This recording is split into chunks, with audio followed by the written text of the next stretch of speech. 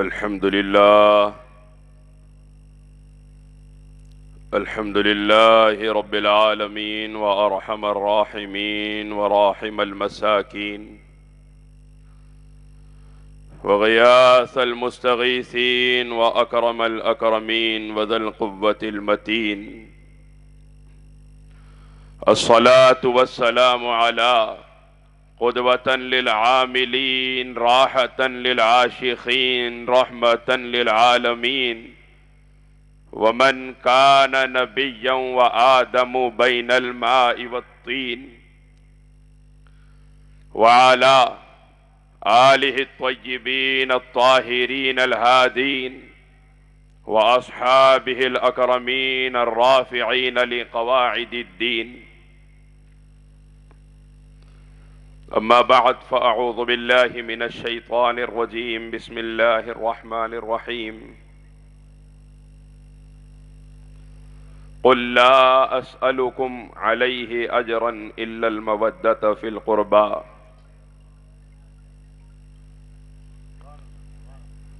صدق الله مولانا العلي العظيم وصدق رسوله النبي الأمين الكريم ونحن على ذلك لمن الشاهدين والشاكرين والحمد لله رب العالمين. شینشین پر تشریف فرما برادر مکرم و معظم حضرت علامہ مولانا سید عبد المعیز قادری شرفی صاحب قبلہ مد ظلہ العالی، مولانا برادر ذی وقار حضور سیف دکن مولانا سید محمد علی قادری الہاشمی المعروف ممشاد پاشا صاحب قبلہ مد ظلہ العالی سجادہ نشین بارگاہ در فیض عام و دیگر سادات کرام علماء کرام بالخصوص مولانا شیخ عامر شرفی طاہری حفظہ اللہ، بزرگان محترم، برادران ملت اسلامیہ، السلام علیکم ورحمۃ اللہ وبرکاتہ.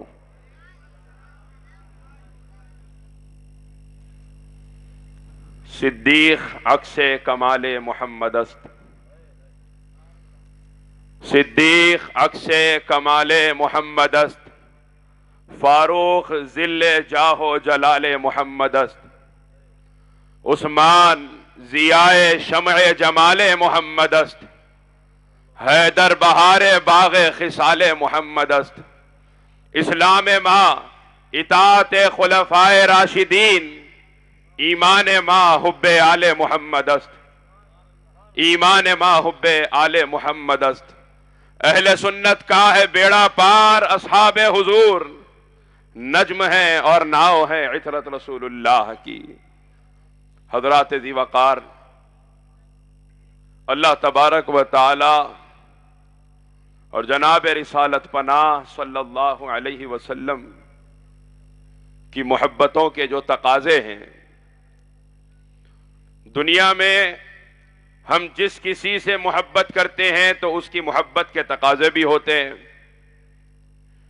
کوئی آدمی کہے میں اپنے ماں باپ سے محبت کرتا ہوں لیکن ماں باپ کی ایک بھی بات نہیں مانتا، تو کوئی اس کی بات سننے والا یا اس کو دیکھنے والا یہ نہیں کہے گا کہ یہ اپنے دعوے میں سچا ہے. کیونکہ جب بندہ کسی سے محبت کا دعویٰ کرتا ہے تو پھر محبت تقاضے پیش کرتی ہے. اسی طرح کوئی اپنے بیوی بچوں سے محبت کا دعویٰ کرے، نہ ان کے کھانے پینے کی فکر ہے، نہ بھوکے مرنے پہ کوئی پریشانی ہے، اور دعویٰ اپنی جگہ ہے، تو کہنے والا کہے گا کہ تو دعویٰ تو کر رہا ہے لیکن تو اپنے دعوے میں سچا نہیں ہے. اگر تو محبت کے دعوے میں سچا ہوتا تو محبت کے تقاضوں کو بھی پورا کرتا. بہرحال ہم دنیا میں جس کسی سے محبت کرتے ہیں اس کی محبت ہم سے دعوے کے ساتھ دلیل مانگتی ہے. جس کسی سے محبت کرتے ہیں اس کی محبت ہمارے سامنے تقاضے پیش کرتی ہے، اور جو تقاضوں کو پورا کرتا ہے دنیا کو اسے بتانے کی ضرورت نہیں پڑتی کہ مجھے فلاں سے محبت ہے، دنیا خود ان تقاضوں کو پورا ہوتا ہوا دیکھتی ہے تو کہتی ہے کہ فلاں کو فلاں سے محبت ہے۔ اسی طرح جس طرح کائنات میں ہر ذات کی محبت اپنا تقاضا پیش کرتی ہے، ہمارے دعوے پر دلیل مانگتی ہے، جناب رسالت پناہ صلی اللہ علیہ وسلم کی محبت بھی ہم سے کچھ تقاضے کرتی ہے، اور ان تقاضوں میں اہم ترین تقاضے اگر کسی کی محبت کے ہمارے سامنے شریعت نے پیش کیے ہیں تو وہ اہل بیت کی محبت ہے، مصطفیٰ کے صحابہ کی محبت ہے۔ اور اگر کوئی حضور سے محبت کا دعویٰ کرے، اہل بیت سے محبت نہ کرے، دعویٰ تو کر رہا ہے، کھوکھلا اور جھوٹا دعویٰ ہے، کیونکہ جب تقاضا پیش کرنے کی بات آ رہی ہے تو ناکام ہو رہا ہے۔ حضور سے محبت کا دعویٰ کرے اور سرکار کے صحابہ کا گستاخ ہو، تیرا دعویٰ جھوٹا ہے، کھوکھلا ہے۔ اگر اس دعوے میں حقیقت ہوتی تو سرکار مدینہ صلی اللہ علیہ وسلم کی محبت کے تقاضوں کو بھی پورا کرتا۔ سرکار کے اہل بیت سے محبت کا حکم ہے، سرکار کے صحابہ سے محبت کا حکم ہے۔ ہم اہل بیت سے محبت اگر نہ کریں، ان کی شان میں کوئی کمی ہونے والی نہیں ہے۔ ہم صحابہ کا ادب و تعظیم نہ کریں، ان کی شان میں کوئی کمی ہونے والی نہیں ہے۔ صحابہ سے محبت ہو، اہل بیت سے محبت ہو۔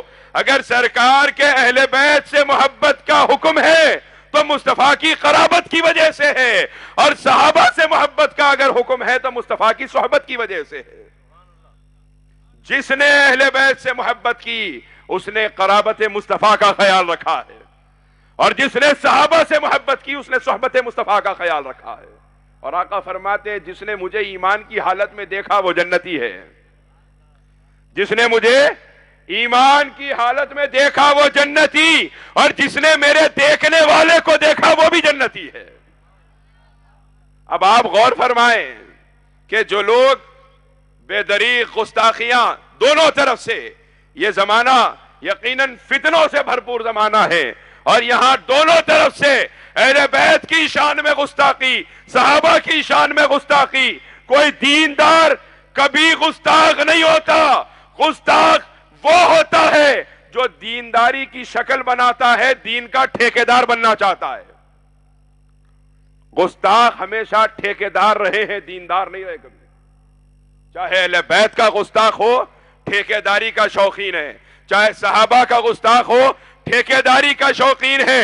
دیندار ہوتا مصطفیٰ کی قرابت کا بھی لحاظ رکھتا، مصطفیٰ کی صحبت کا بھی خیال رکھتا۔ حضرات گرامی، آج ٹھیکیداری کا شوق اس مقام تک لے آیا، اور یاد رکھیں ٹھیکیداری کا شوق رکھنے والا شوق میں ہی مر جاتا، کیونکہ سرکار کے شریعت ہے۔ سرکار کی شریعت کسی کے والد بزرگوار کی جاگیر نہیں ہے جو کوئی ٹھیکیداری کا دعویٰ کر سکے، کسی کے باپ کی جاگیر نہیں ہے حضور کی شریعت جو کوئی ٹھیکیداری کا دعویٰ کر سکے۔ کوئی شریعت پہ ٹھیکیداری کا دعوے دار نہیں ہو سکتا۔ جس کو میدان میں اترنا ہو وہ آئے اور دینداری پیش کرے، وہ اللہ کے پاس بھی مقبول ہے، رسول اللہ صلی اللہ علیہ وسلم کے پاس بھی مقبول ہے۔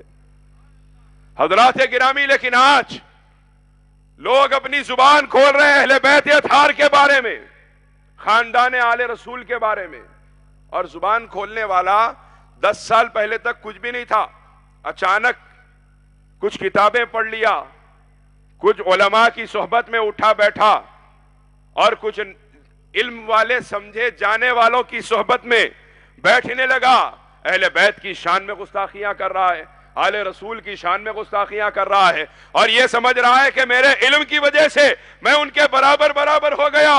آل رسول کا ادب یہ ہمارے دین کی ضرورت ہے، آل رسول کا ادب ہمارے دینی ضرورت ہے ہماری، اور یہ آل رسول کا امت پر حق ہے۔ میرے آقا صلی اللہ علیہ وسلم فرماتے ہیں میرے اہل بیت نوح علیہ السلام کی کشتی کے مماثل ہے، جو ان کے ساتھ ہو جائے گا وہ نجات پائے گا، جو ان سے دور ہو جائے گا اختلاف کرے گا وہ غرق ہو جائے گا۔ اب ہمیں حکم دیا گیا اہل بیت کے ساتھ ہو جانے کا، اور جو اہل بیت کے ساتھ نہ ہو وہ غرق ہو جائے گا۔ حضرات گرامی، چند کتابیں پڑھ کے آج لوگ سمجھ رہے کہ میں علی کی اولاد کے برابر ہو جاؤں گا۔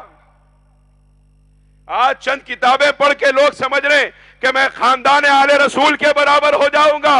تو یاد رکھ، تیری لاکھوں کتابیں جو سامنے رکھ کے بڑی بڑی باتیں کرتا ہے وہ ایک طرف ہے، اور مصطفیٰ کے خون کا ایک قطرہ ایک طرف ہے جو سادات کی رگوں میں دوڑ رہا ہے۔ کائنات کا کوئی علم خون مصطفیٰ کا مقابلہ نہیں کر سکتا۔ کائنات کے کسی علم کی یہ اوقات نہیں ہے کہ وہ مصطفیٰ کے خون کا مقابلہ کرے۔ حضرات گرامی، لیکن آج کوئی کتابیں پڑھ کے سمجھ رہا ہے، آج کوئی کہتا ہوا نظر آ رہا ہے کہ بھائی سید ہے تو ہوں گے اپنی جگہ، اپنے برابر بٹھاؤ، دیگر معاملات میں ان کے ساتھ نرمی مت کرو، ان کو اوپر مت بٹھاؤ۔ ارے تیرے اوپر بٹھانے نہ بٹھانے سے نہ سادات کی شان کم ہونے والی ہے نہ شان بڑھنے والی ہے، کیونکہ سادات ان شہزادوں کی اولاد ہے جن کو مصطفیٰ نے اپنے کندھوں پہ سوار فرمایا ہے۔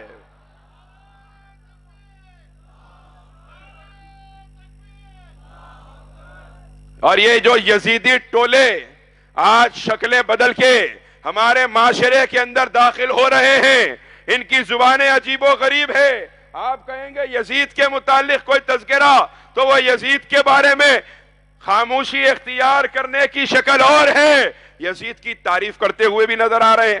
آپ نے دیکھا ہوگا کوٹ پینٹ پہن کے ٹائی لگا کے ایک بیچارہ یزید کی تعریف کرتا تھا، یاد ہے کہ نہیں ہے؟ یاد ہے؟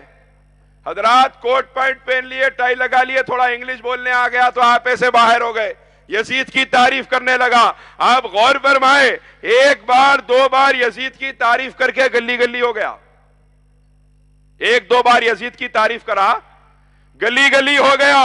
اور آپ غور فرمائیں ان لوگوں کو جن کی زندگیاں حسین کی شان بیان کرنے میں گزر رہی ہے۔ حضرات گرامی، یزید کی تعریف کرنے والا ایک دو مرتبہ اس کی تعریف کرے خود گلی گلی ہو جاتا ہے، اور حسین کے ہر غلام کی گلی آباد نظر آتی ہے۔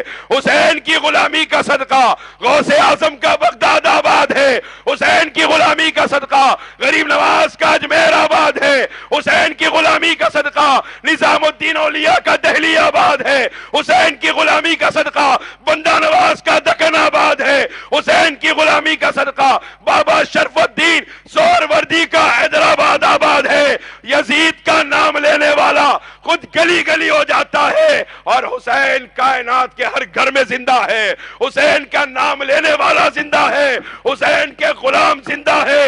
قیامت کی صبح تک حسینیت زندہ رہے گی۔ یزیدیت کل بھی مرد آباد تھی، آج بھی مرد آباد ہے۔ حسینیت کل بھی زندہ باد تھی، آج بھی حسینیت زندہ باد ہے۔ قیامت کی صبح تک حسینیت زندہ باد رہے گی۔ سبحان اللہ، نعرہ تکبیر، نعرہ رسالت۔ اور خاص بات یہ ہے کہ اگر کوئی اہل بیت کا ادب کرا تو کیا اہل بیت پہ احسان کر رہا؟ کوئی احسان نہیں کر رہا۔ آقا کریم صلی اللہ علیہ وسلم فرماتے ہیں لا يدخل الایمان، لا يدخل على قلب رجل الایمان حتی یحبکم للہ ولرسولہ ولقرابتہ۔ کسی بندے کے سینے میں اس وقت تک ایمان داخل نہیں ہو سکتا جب تک کہ وہ میرے اہل بیت سے میری وجہ سے اور اللہ کی وجہ سے محبت نہ کرے۔ اب آدمی ایمان والا اپنے آپ کو سمجھے، اعمال کر کے بتائے، سجدوں کے بڑے بڑے نشان بتائیں، اور اہل بیت کی محبت نہ ہو تو حضور فرما رہے ہیں کہ ایمان والا ہو کے مقام میں بلند حاصل کرنا یہ اور بات ہے، ایمان داخل ہی نہیں ہوتا اس وقت تک کسی سینے میں جب تک کہ اس سینے میں اہل بیت کی محبت داخل نہ ہو جائے۔ اہل بیت کی محبت ہمارے دین کی ضرورت ہے، اہل بیت کی محبت ہمارے ایمان کی شرط ہے۔ حضرات گرامی، اور کربلا کے میدان سے لے کر آج تک تاریخ گواہ ہے کہ جتنے اہل بیت کے مقابلے میں آئے ہیں وہ ذلیل ہوئے ہیں۔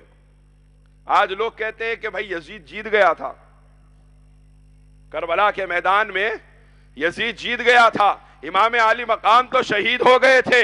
ارے میں کہتا ہوں یزید تو کربلا کے 1-2 سال کے بعد مر کے مٹی میں مل کے پلید ہو گیا، ذلیل ہو گیا۔ حسین کائنات کے ہر گھر میں زندہ ہو گئے۔ ارے جیت یہ نہیں، جیت یہ ہے. اور لوگ کہتے ہیں کہ امام عالی مقام نے جو جنگ لڑی تھی کربلا کے میدان میں، جو جنگ ہوئی تھی ان کے درمیان، وہ نعوذ باللہ لوگ کہتے ہیں کہ حکومت کے لیے تھی، سیاسی جنگ تھی. حضرات گرامی سوال یہ پیدا ہوتا ہے تم سیاست کسے کہہ رہے ہو؟ اگر کسی کے کہنے پر 1000 بار خدا ناخواستہ میں مان بھی لیتا کہ وہ سیاست ہے، تو میرا ایمان یہ ہے کہ اگر میرے امام نے کیا ہے تو وہ سیاست بھی میرے لیے مذہب ہو گئی ہے. میرے امام نے کیا تو وہ سیاست بھی میرا ایمان ہو گئی ہے. حضرات گرامی لیکن آج لوگ کہہ رہے کہ امام عالی مقام نعوذ باللہ وہاں پہ شہید ہو گئے، ہار گئے. ارے جو اہل بیت سے جیتنے کی کوشش کرتا ہے وہ یزید ہو جاتا ہے، اور جو اہل بیت سے ہار جاتا ہے وہ جنید بغدادی بن جاتا ہے. اب جیتنے کا شوق جسے ہے وہ جائے یزید کی صف میں، اور جو جنید بغدادی کے غلاموں کی صفوں میں کھڑا ہوتا ہے وہ یاد رکھے چاہے دنیا کے کسی خطے میں رہے، آل رسول کا احترام اس پر لازم ہے. حضرات گرامی جہاں آل رسول کا احترام ہے وہیں پر صحابہ کرام کا احترام ہے. حضرات نبی کریم صلی اللہ علیہ وسلم کی قرابت کی وجہ سے جہاں آل رسول کی محبت ہے وہیں پر سرکار کی صحبت کی وجہ سے سرکار کے صحابہ کی محبت ہے. اور صحابہ کرام کی شان میں گستاخیاں یہ ہمارا طریقہ نہ کل تھا نہ آج ہے. صحابہ کی گستاخی رافضیت کا شعار ہے، وہ رافضیت کا طریقہ ہے، وہ رافضیت کے فتنے ہیں.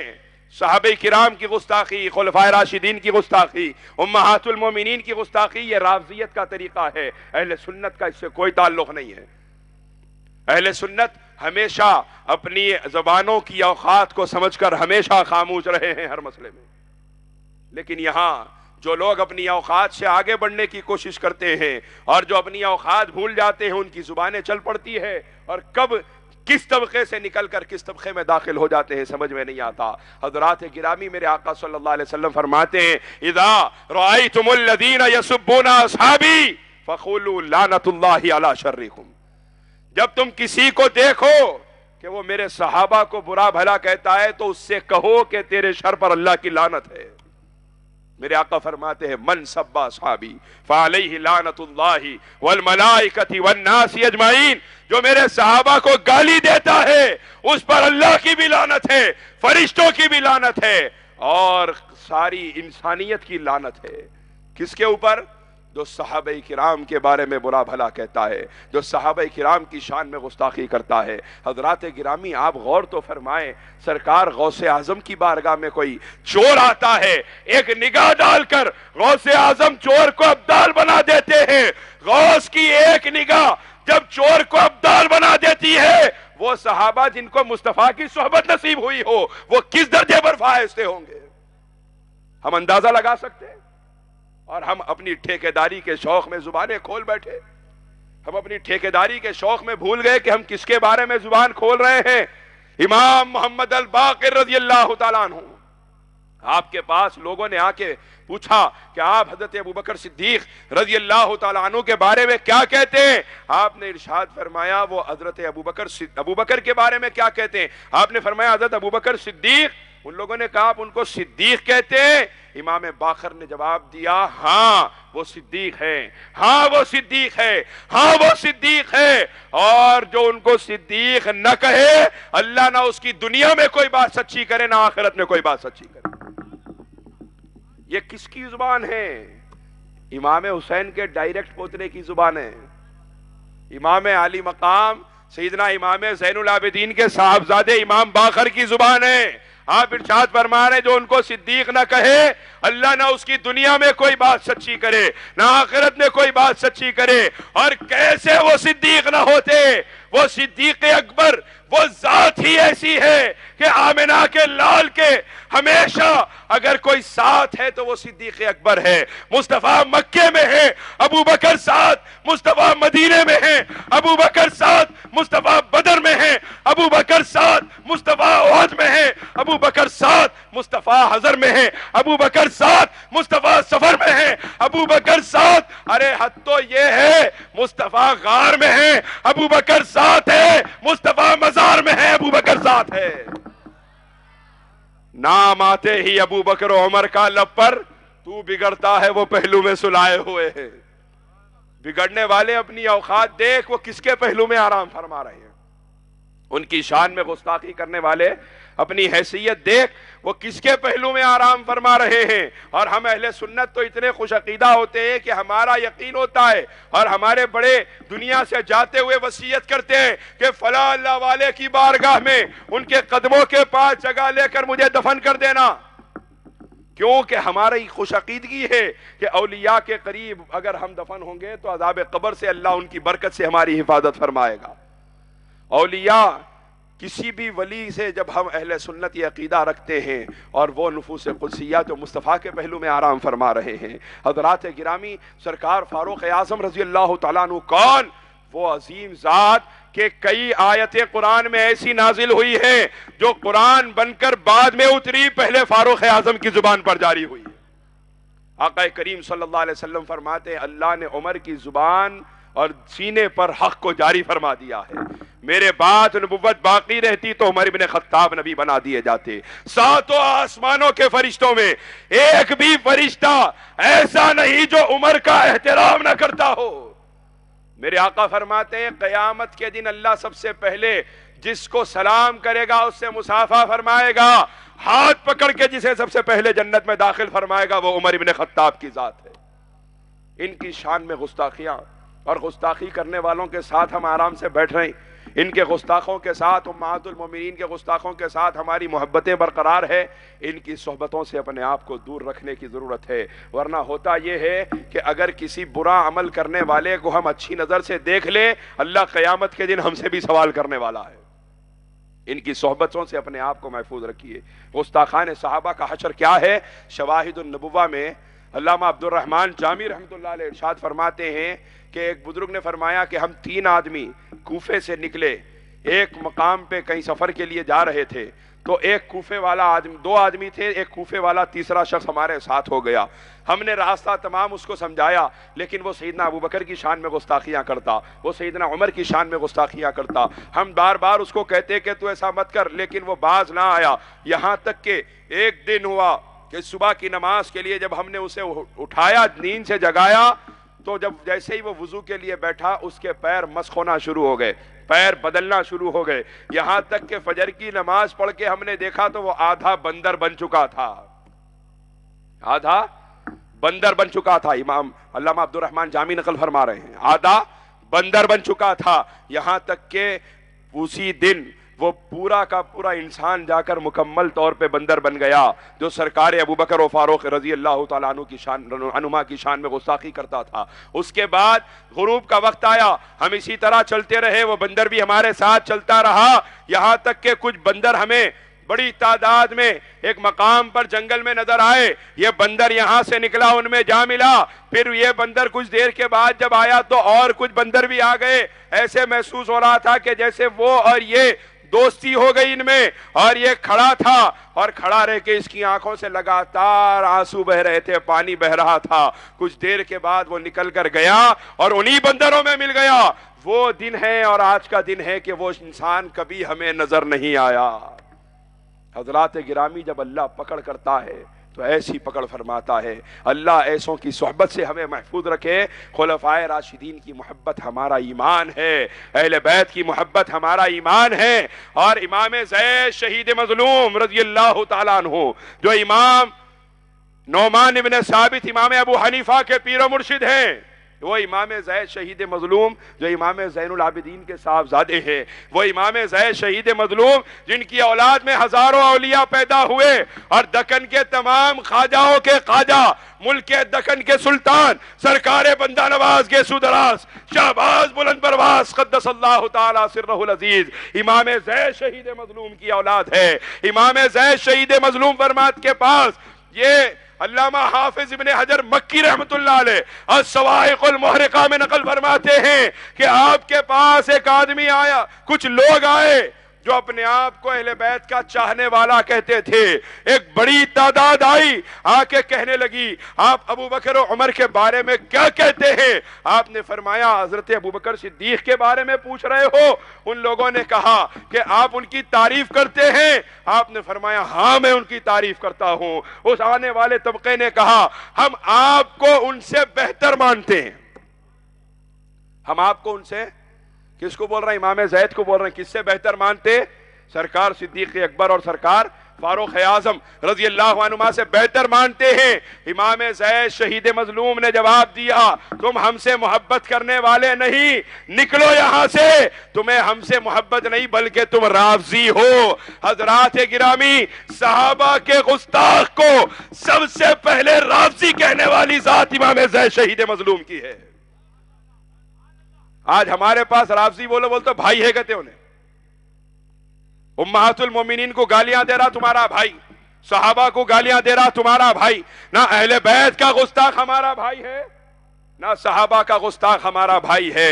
اہل سنت کی یہ خصوصیت ہے کہ اہل سنت رافضیت سے بھی پاک، اہل سنت خارجیت سے بھی پاک۔ اللہ تبارک و تعالی ہمارے عقائد کو سلامت رکھے، اللہ ہمارے عقائد کی حفاظت فرمائے، اللہ ہمیں اہل بیت کی بھی محبت نصیب فرمائے، سرکار کے صحابہ کی بھی محبت نصیب فرمائے، آمین یا الہی۔ دعا ازمن گردت قبول السفیل پنجتن بحر غوث العظم و خواجہ خواجگان زمن از طفیل بندہ نواز سلطان و خواجہ دکن چونا میں محمد آوردہ شد بندہ نواز ہر بندہ سلطان دکن شد پائندہ اے جان رسول امی مدد وآخر دعوانا ان الحمدللہ رب العالمین۔